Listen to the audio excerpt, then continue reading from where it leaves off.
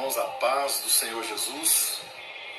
Com muita alegria que eu estou aqui para falar um pouco acerca da palavra de Deus. Hoje eu fiz uma transmissão, mas devido a alguns problemas eu acabei tendo que concluir essa transmissão agora à noite. Mas graças a Deus que nos concede vitória por intermédio de nosso Senhor e Salvador Jesus Cristo. Sei que nós estamos vivendo dias difíceis, dias turbulentos, em que as nações estão sofrendo com esse vírus, que tem se alastrado por todo o mundo, em todos os povos, e nós, os brasileiros também, temos sofrido com isso.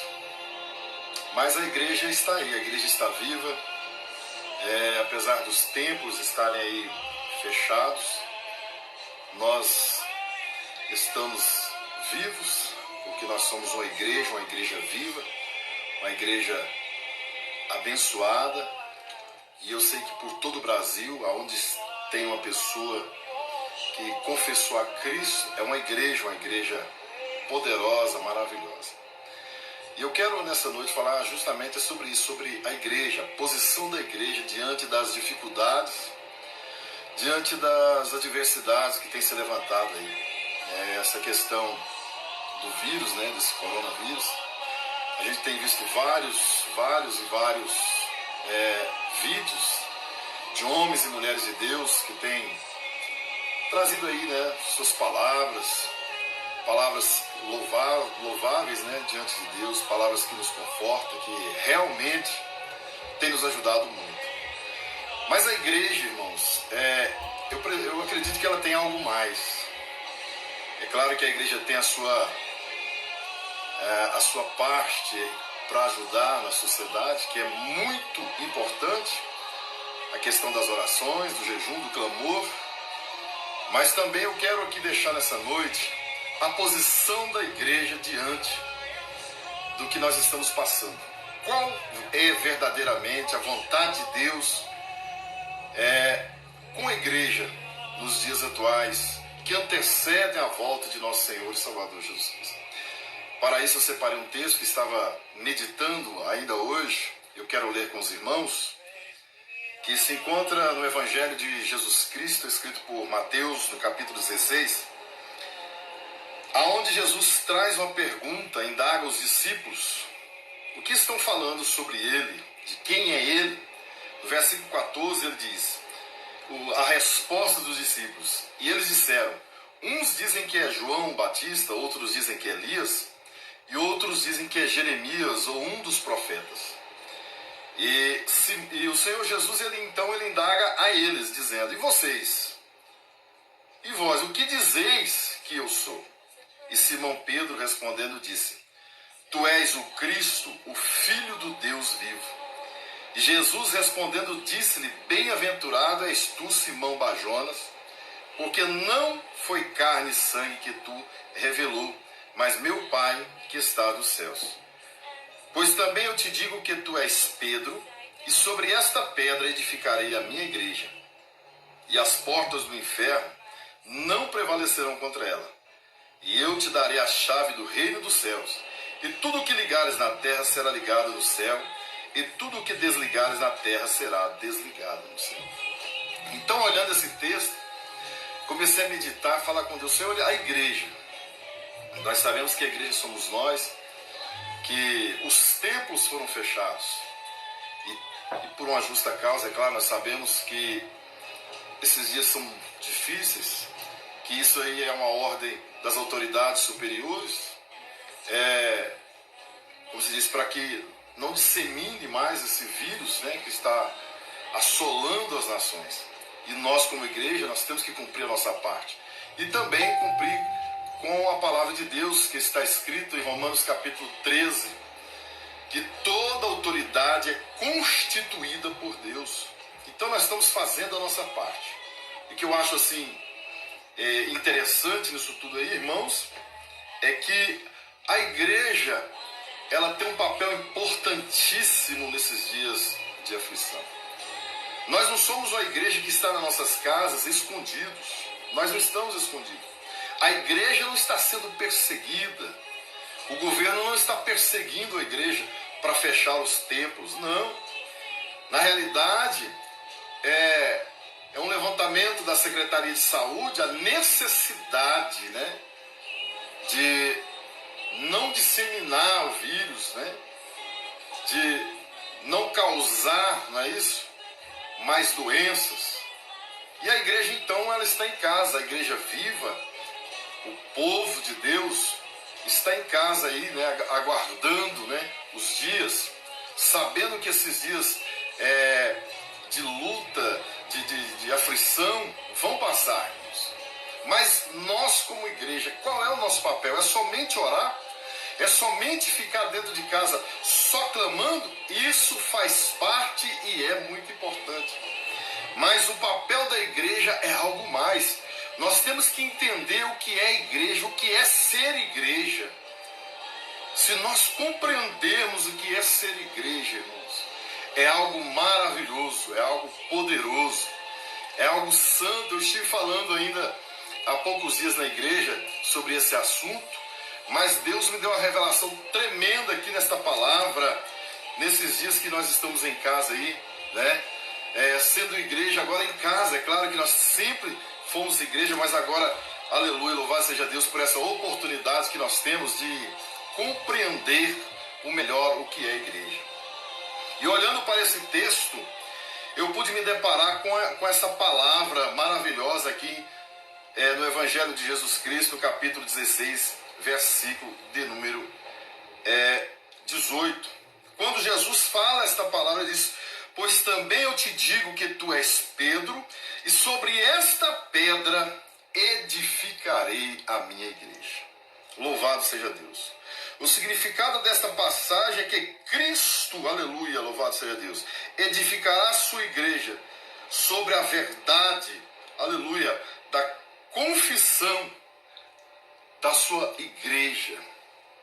O que nós vemos quando Pedro tem essa revelação, e quando Jesus diz para ele: não foi carne e sangue que tu revelou, mas meu Pai que está no céu. Jesus faz aqui traz aqui, Jesus emprega aqui um trocadilho, né? Quando ele diz, ele chama o discípulo Pedro, no grego quer dizer Petros, que significa uma pequena pedra. A seguir ele diz: sobre esta pedra, que no grego é Petra, que significa uma grande pedra maciça, louvado seja o nome do Senhor, um rochedo, edificarei a minha igreja. Ele fala sobre a confissão feita por Pedro. Pedro faz uma confissão. E vocês, o que é que vocês estão dizendo? Vocês que estão andando comigo, que são os meus discípulos, que têm ouvido a minha palavra e visto aí os milagres, o que é que vocês têm a dizer? E Pedro então faz essa confissão. Essa é a confissão que a igreja, aleluia, precisa ter, precisa fazer diariamente. Entender isso aqui, entender essa palavra, irmãos. E é aqui aonde Deus falou comigo tremendamente. Eu tenho certeza que você que está aí me assistindo, ouvindo essa mensagem, eu tenho certeza que você também vai entender, que o Espírito de Deus possa trazer essa revelação na sua vida, para você entender o que é ser igreja, dentro da sua própria casa, aonde você está. Então, o Senhor Jesus, ele faz esse trocadilho, né, falando de Pedro, uma pedra pequena, e trazendo a revelação dele próprio, né, a rocha, né, maciça, a grande pedra. Então nós vemos aí que Jesus Cristo, que é a pedra, isto é a pedra, o único e grande alicerce da igreja. Abra sua Bíblia para você entender o que é isso aqui. 1 Coríntios, capítulo de número 3, versículo de número 11. 1 Coríntios, capítulo 3, verso 11, tem aqui uma palavra que o apóstolo Paulo traz aqui para a igreja, para nós hoje, capítulo de número 11, desculpa, capítulo de número 3, capítulo de número 3, versículo 11, está escrito assim: porque ninguém pode pôr outro fundamento além do que já está posto, o qual é Jesus Cristo. Paulo diz: não existe outro fundamento além do que já está posto, Jesus Cristo, ou seja, não existe uma outra revelação, não existe uma outra base para ser igreja, somente em Jesus. Ele é a nossa rocha. E a palavra de Deus diz aqui que Pedro declara que Jesus é a pedra viva, eleita e preciosa, a pedra que os edificadores reprovaram, rejeitaram. Se você quiser abrir a sua Bíblia aí, em 1 Pedro, juntamente comigo, para a gente ler esta passagem bíblica, 1 Pedro, capítulo de número 2, para você entender, para a gente falar o que é ser igreja, a ação da igreja, o que é viver, aleluia, igreja. Mas primeiro abrir a sua Bíblia, em 1 Pedro, capítulo de número 2, por favor. Capítulo de número 2, nós vamos ler o versículo de número 4, aleluia. Vamos ler aí o versículo de número 4, que diz assim: e chegando-vos para ele, é chegado-vos para ele a pedra viva, reprovada, mas para com Deus eleita e preciosa. O verso 6, olha o que diz aí: pelo que também na Escritura se contém, eis que ponho em Sião a pedra principal da esquina, eleita e preciosa, a quem nela crer, não é quem, mas a quem, nessa tradução, outra tradução é, e quem nela crer, não será confundida. É claro que nós entendemos que quem crer em Cristo, né, quem tem a sua fé em Cristo, nunca será confundido. O verso 7 conclui esse versículo para a gente entender melhor, diz assim: assim para vós, os que credes, é preciosa.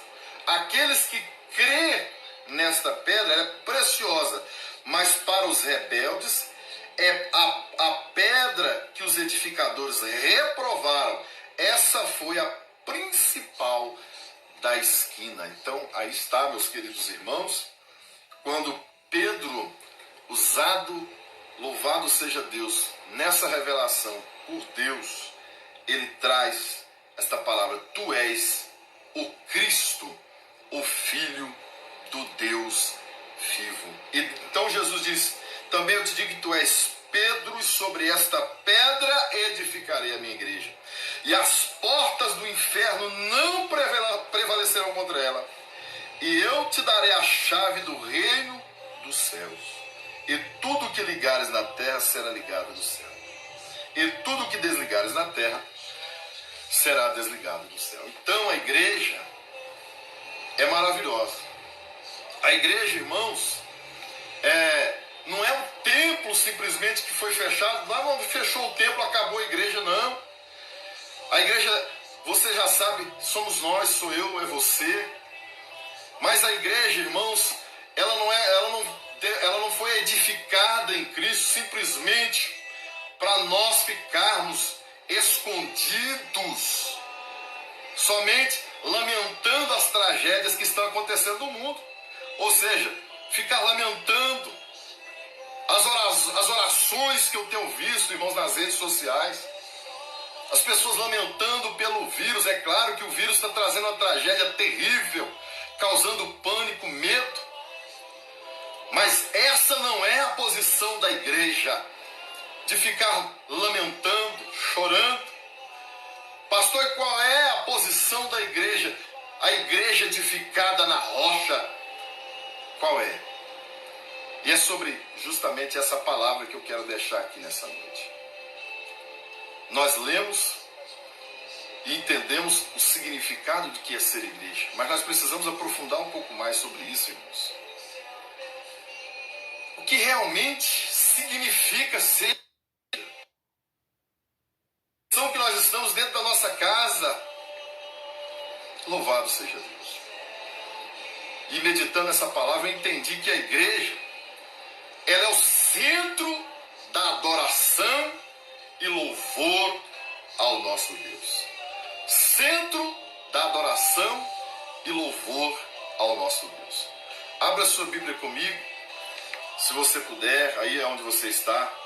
No Evangelho de Jesus Cristo, aqui escrito, capítulo 4, versículo 20, está escrito aqui na palavra de Deus, quando Jesus encontra com aquela mulher samaritana naquele poço, pede água para beber.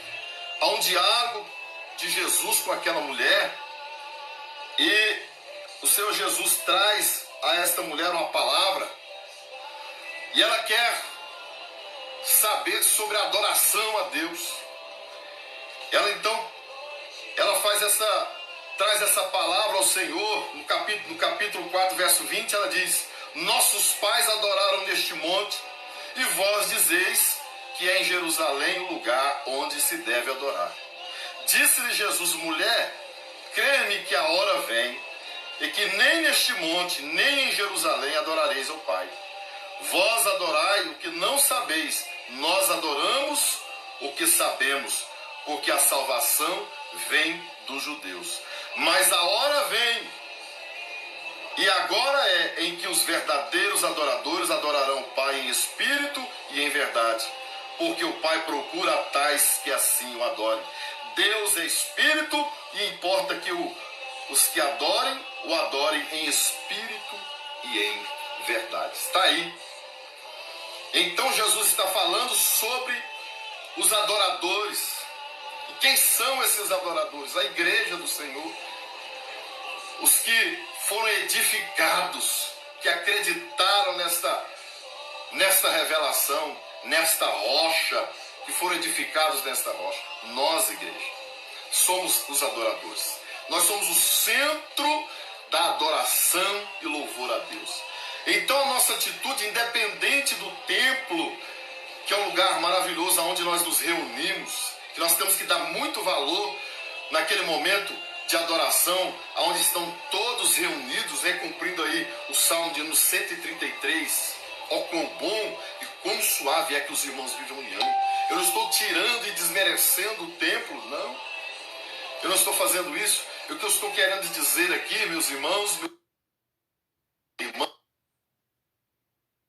independente aonde você está, você é o centro de adoração e de louvor a Deus.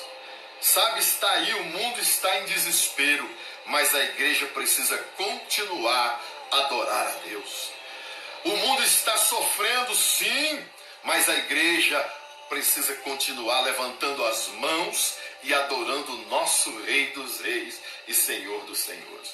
Se Ele fizer, Ele é Deus. Se Ele não fizer, Ele é Deus. E nós, como igreja, sabemos disso.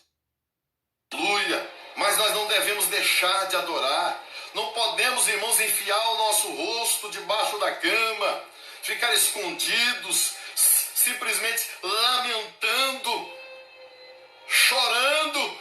As nossas lágrimas têm que ter um propósito: adorar a Deus. Que quando o povo de Deus estiver adorando a Deus, aleluia, Deus estará trabalhando pelo seu povo. Não se esqueça que você é centro de adoração. Aleluia, que você é espiritual. Porque o nosso Deus, Ele é espírito. E você, igreja, como um crente espiritual, você, aleluia, é casa de Deus. Você é o centro de adoração. Outro significado importante para a igreja, para mim, para você, é que nós, igreja, somos o centro de poder. Quando nós lemos no livro de Atos dos Apóstolos, se você quiser abrir a sua Bíblia, Atos dos Apóstolos, quando Jesus, ainda antes de ser assunto ao céu, de ser elevado ao céu, ele traz essa promessa aqui aos discípulos. No capítulo 1, versículo 8, ele diz: mas recebereis poder. recebereis a virtude do Espírito Santo, que há de vir sobre vós. E ele diz: e ser-me-eis testemunha, tanto em Jerusalém como em toda a Judéia, Samaria e até os confins da terra. E essa promessa, no capítulo 2, verso 2, ela se cumpre. De repente diz assim: e de repente veio do céu um som como de um vento veemente e impetuoso, e encheu toda a casa em que estavam assentados. E foram vistos por eles línguas repartidas como de fogo, as quais pousavam sobre cada um deles, e todos foram cheios do Espírito Santo, e começaram a falar em outras línguas, conforme o Espírito Santo lhe concedia que falasse. Aleluia! A igreja, aleluia, você, sou eu, somos nós, independente do lugar que nós estamos, nós somos o centro, aleluia, louvado seja Deus, da demonstração de poder. Pastor, nós vamos sair pelas ruas mostrando poder? Não! Independente de onde você esteja, você é cheio do Espírito Santo. Aonde você estiver, você tem o poder de Deus, a presença de Deus na sua vida, seja na sua casa, seja onde você está, você tem o poder de Deus na sua vida. Você é a igreja, você é a demonstração desse poder, seja no templo, seja na rua, seja na sua casa. Na sua casa também você tem o poder de Deus. Isso é igreja. E o que mais nós podemos dizer sobre igreja? A igreja também, aleluia, é o centro. Você é o centro da revelação da glória de Deus. Abra sua Bíblia no Evangelho de Jesus Cristo, escrito por João, no capítulo de número 17. Aleluia, louvado seja o nome do Senhor. Capítulo 17, está escrito aqui no capítulo 17 e no versículo de número 22, aonde diz: e eu dei-lhes a glória que a mim me deste, para que sejam um, como nós somos um. É claro que aqui não está falando de repartição, repartiu a glória, mas o versículo de número 23 nos dá uma compreensão melhor, quando ele diz: eu neles e tu em mim, para que eles sejam perfeitos em unidade, e para que o mundo conheça que tu me enviaste a mim, e que tens amado a eles como me tens amado a mim. Colossenses capítulo 1, versículo de número 27 está escrito que esta glória é Jesus. Está escrito que Cristo em vós é a glória de Deus. A igreja é o centro da revelação da glória de Deus. Todas as vezes que nós falamos de Jesus, todas as vezes que nós vivemos Jesus, o caráter de Jesus, nós estamos manifestando, aleluia, esta revelação da glória de Deus. Não importa onde você esteja, na sua casa, aleluia, você é a manifestação da glória de Deus. E é muito bom sentir a presença de Deus. É maravilhoso servir esse Deus, meu irmão. Isso é igreja. Isso é você.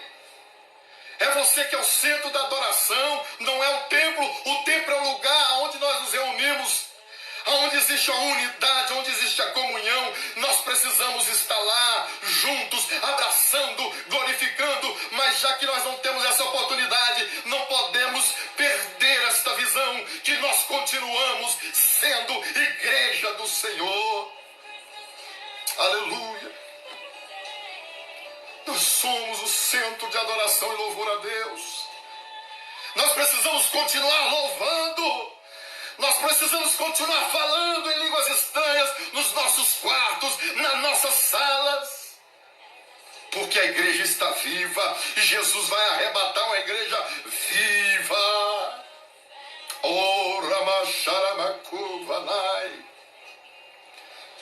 Você é a igreja.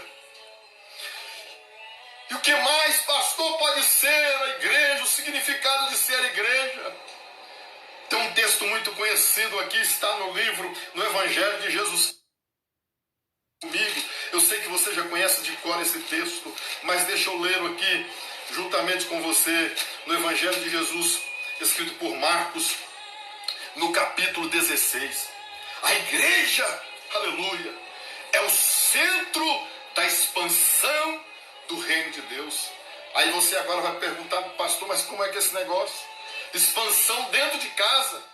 É justamente aqui, irmãos, que eu quero falar sobre a posição da igreja hoje diante dessa situação que nós estamos passando. É aqui. Porque está escrito aí no capítulo 16, verso 15, Jesus comissiona os discípulos, ele diz, e disse-lhe, ide por todo o mundo, pregai o evangelho a toda criatura. Aleluia. Verso 20, ele diz, e eles, tendo partido, pregaram por todas as partes, cooperando com eles o Senhor e confirmando a palavra com sinais que se seguiam. Amém? A igreja é o centro da expansão do reino de Deus. Eu sou a igreja, você é a igreja. Qual é a posição da igreja diante da situação que nós nos encontramos hoje? Pastor, nós estamos dentro de casa, como expandir o reino de Deus? Irmãos, nós temos armas em nossas mãos, nós temos a internet, nós temos as redes sociais.